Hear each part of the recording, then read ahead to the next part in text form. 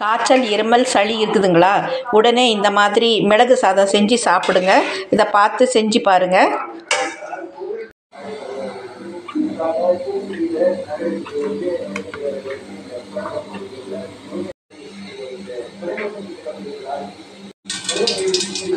கடுகு சேர்த்திடலாம். கடலைப்பருப்பு, உளுத்தம்பருப்பு,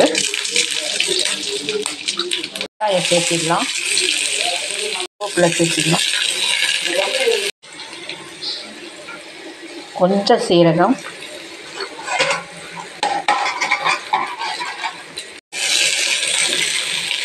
தக்காளி பழம், உப்பு,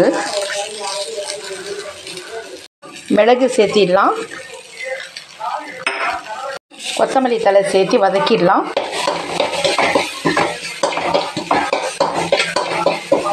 பெருங்காயத்தூள் சேர்த்திடலாம்.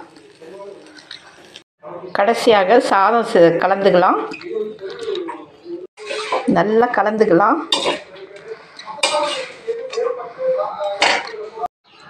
ருசியான மிளகு சாதம் ரெடி ஆயிடுச்சு. வாங்க சாப்பிட்லாம். தேங்க்யூ ஃபார் வாட்சிங்.